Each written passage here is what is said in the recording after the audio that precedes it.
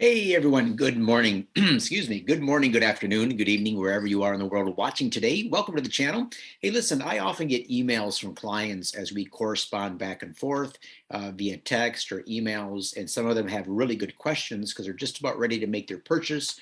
And I thought some of these questions that this particular client asked would also be questions that you yourself might have. So I thought I'd go ahead this morning and make a little video answering these, trying to give as much detail as possible so that all the rest of you who are also looking at buying property in Belize as an investment property or maybe something to use for your vacational retirement home might get a little clearer picture of what it takes once you find that property to get it under contract, to close, and then build on it, assuming you're buying vacant land, in like Secret Beach or maybe somewhere up in Punta Azul, or maybe down south in Ambergris Key. So anyways, just to get to the details.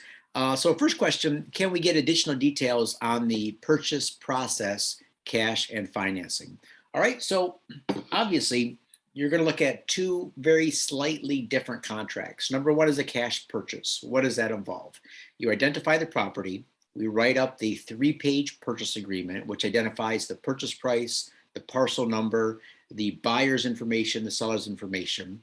Typically, once that is signed by both parties, and we use DocuSign for that, so just through email.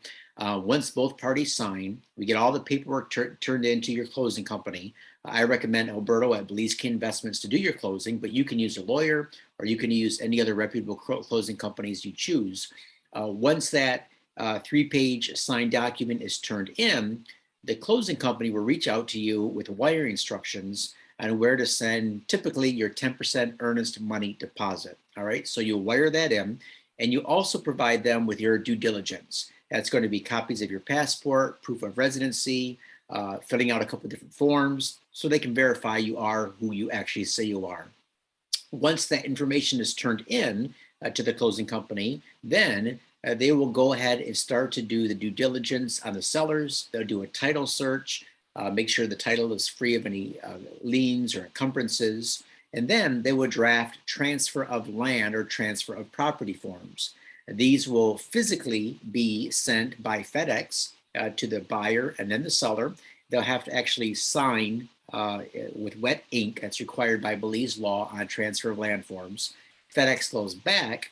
They'll do a final check to the file, make sure everything is 100% ready to go. All the documents are there, and then they'll call for the remainder of the balance, the remainder of 90% of the purchase price, along with your closing costs. That typically can happen in about 60 days from start to finish. Lately, because of some delays and some backouts, we've been pushing that a little bit more, but say a 60 to 75-day close is reasonable for a cash purchase. Now, how does it work with financing? Well, financing, the document is just a little longer. It's 5 pages long. Again, it has the buyer, seller's information, the parcel number. It has your 10% earnest money deposit to hold the property, but then it has room for an additional deposit. So, for example, if you're putting 20% down, you put 10% down at the signing of contract, and then maybe you put an extra 10% down as a down payment when it closes 60 to 75 days later. Now, the close on a financing deal is just a little different than a cash deal. On a financing deal, all the transfer of land forms are signed, but those are held in escrow. And what you do is the buyer will make payments to the seller for the duration of the loan. Could be 3 years, 5 years, 10 years mortgage, 30 years mortgage. Once the property is paid off in full, then Alberto's office or your closing company will take those signed transfer forms, lodge them with the lands department, and start the process of the title transfer. All right, so very, very simple process. We've been doing this for 15 plus years now. I've been on both sides of the deal as a buyer and a seller, so I have a really good idea how that works. Question number 2, do most buyers come to visit and complete the purchase in person? So the answer to that question is no. 99.9% of all of the transactions in Belize are done through FedEx and email. We don't have in-person closings like you have in Canada and the US, where both parties sit at the table and documents are signed and checks are handed over. Everything is done through FedEx, an email, a DocuSign, things like that. So to make your purchase, to complete your purchase, is often done off-site. Now, another question that might be inherent in this is, do most buyers come to visit to see the property before putting it under contract? And that's just a personal choice. So I'm not recommending one or the other. If you go to the message boards, they can be quite adamant on what they say you should or shouldn't do. I can tell you that I have about probably 80% of all my clients who buy property have not set foot on the actual property that they're buying. Now, they may have visited the island before. They may be familiar with Belize and feel comfortable enough with drone video, ground video, maps, Google Earth, all that kind of stuff, as well as watching testimonials or interviews with other people who have bought in the area. They might be comfortable doing it that way. I've also had clients who have never been to the country before, never been to Belize, buy beachfront lots for 250, 300,000, who have never seen the property in person. But again, because of the real estate laws in Belize and video and pictures and drone shots and Google Earth, they feel very comfortable making the purchase. All right. So yeah, there you go. Answers that question. Number three, are there any additional permits or taxes that we need to plan for? I'm assuming this is on your purchase of vacant land. So there are no additional permits. Most of the subdivisions do not have HOA fees, especially anything outside of like Mahogany Bay Village. Most of those do not have HOA fees, so there's no extra permitting for those types of purchases. What you do need to plan for are your closing costs and your stamp tax. So for example, if you are buying a $100,000 piece of vacant land, typically add about 10% on top of that to cover your closing costs and stamp tax and company formation if you're going to hold title under Belize Chapter 250. So 10% usually is the total out the door number for those things. So again, if you're buying a $1 million property, add 10%, 1.1 mil is your final out the door cost. How does the build process work after we purchase, especially off-grid? So typically, I would engage a builder on the island on Ambergris Caye, and I have a list of builders that I've worked with and that my clients have worked with. You can also get with Israel. Israel just completed our office and pool on the way to Secret Beach, so stop in and see him. Yeah, you simply start to work with a builder. You might work with an architect, kind of get your plans drawn up. He'll submit those to the San Pedro Town Council for approval. Once you have your approval and your permits, your builder can get to work on your project. Very, very simple. It's not real complicated in Belize, not like it is in some parts of the world. And for off-grid, yeah, off-grid versus on-grid. So for off-grid, you just have to have a different set of utilities. So your water will be by rainwater cistern. Your sewer, your wastewater will be by a self-contained septic system. All of these are approved by the San Pedro Town Council. And your electric will be by solar panels with a backup generator. So everything that you see at in and around Secret Beach, all those Airbnbs, all those single family homes, all those restaurants, beach bars, clubs, everything, those are completely off grid. And our island builders really know how to dial those in. So any builder on island who specializes in that will be able to help you out. All right. So yeah, so hopefully this is helpful. Listen, if you guys got questions, comments, concerns, anything you want to know more about when it comes to buying property on Ambergris Caye. I had a great client call yesterday, by the way. Hang on a second. Titanium tea this morning, getting ready for a workout. Anyways, had a great call with the client yesterday. They're coming down with between 300,000 and 500,000 US to spend. And it was really interesting because they're looking at one of three types of properties. Number one, they're looking at buying one of the lots in Mahogany Bay Village and building a home in there. I think it's a great idea. It's a gated community, beautiful, architecturally controlled. The canal frontage allows to have a boat right there. So it's a really nice property. Or they were looking at buying a piece of vacant land and building their own home. So, their own sort of customized home, maybe something a little bit closer to the beach, maybe a different area. And number three, they're looking at a condo. And so those kind of three different situations that they're looking for. And it's really interesting, going over some of the details with these types of clients, the pros and cons, and what I might view as a pro, they viewed as a con, depending on what they're looking for, and vice versa. What's really cool on these Zoom calls to see, okay, first of all, what are you actually looking to do? How many months a year are you looking at spending in Belize? Is this going to be a complete relocation or just a part-time move? You plan on going back to Canada or the United States and seeing the grandkids and family and friends several months a year, or all these different things. And also, how do you plan to use the property in Belize? So, for example, this couple, it's very important.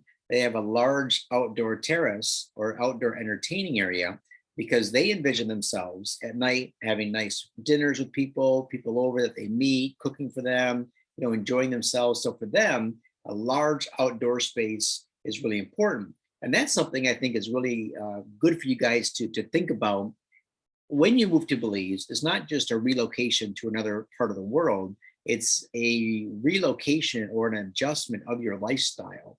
So, how do you envision yourself spending your days? And when you get up in the morning, and I love working with some of these architects because one of them, Froy Alvarado, great friend of mine, and he's got a questionnaire. In fact, email me if you want this PDF. He's got a questionnaire. I don't know, it's like this thick for people looking to build their own home in Belize. And some of the questions are, for example, when you get up in the morning, what do you like to do? Do you like to drink coffee? If so, where do you like to drink coffee? Do you like to drink coffee inside watching TV? Or you like to drink coffee outside listening to the birds? Do you play a musical instrument? Which kind of musical instrument do you play? When do you like to play that music instrument? What time during the day? You're thinking, well, why is he asking me all these questions?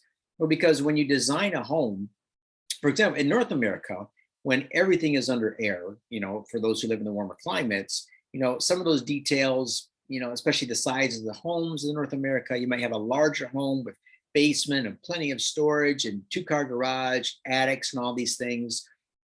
In Belize, we have to take into consideration the weather and the sun. So, for example, do you want to be in the direct sun in the morning, or do you prefer shady spots where you can still see the sunrise, but, have your coffee in a place where you're still shaded? Do you want a screened-in porch? If you play a musical instrument, where are you going to play it so you don't disturb other family members and friends who might be staying with you unless they like that sort of thing? All these sort of things have to be worked out. And plus, on an island like Ambergris Caye, because space is often limited, the size of the homes would typically be smaller than what you're used to. So storage is a lot less. I mean, to me, the storage is less than it should be. I think more homes in Belize should come with double or triple the amount of storage because you do want to have those things in your home that you use for your hobbies. My wife paints, she does miniatures. We have stuff all over the house related to her crafts. We need storage for that, right? In Belize, it might be storage related to your water sports activity. So if you scuba or you snorkel or you kayak or you have bicycles, maybe you have workout equipment at home, you need to think about, okay, where am I going to actually put all these things, right? Where am I going to put my suitcases? A couple of the homes that I toured that, my clients are looking at buying on Ambergris Caye, they show up as a family of 5 with suitcases. And there was literally nowhere in the entire 3-bedroom home to put 5 big suitcases. It just did not exist. So what do you do with these? You set them next to the bed. They didn't fit under the bed. So, you got to kind of think about all those things and think of, okay, when my family comes to visit me, where are they going to sleep? And what is the experience going to be like for them? Are they right next to me, literally with a thin wall away? Or in this home design, can I maybe put a little bit of a separation between me and the family coming down? Maybe there's an outdoor breezeway and they have their own little suite, own entrance. They can come and go as they please. They can wake up when they want, go to bed when they want, whatever. How can I create this as some place that I feel comfortable? When my family and friends come visit, they feel comfortable. All those sort of things you think about, and of course, you don't have to put that much thought on something. Maybe just showing up, buying something, pre-built is going to work out perfect for you, which is fine.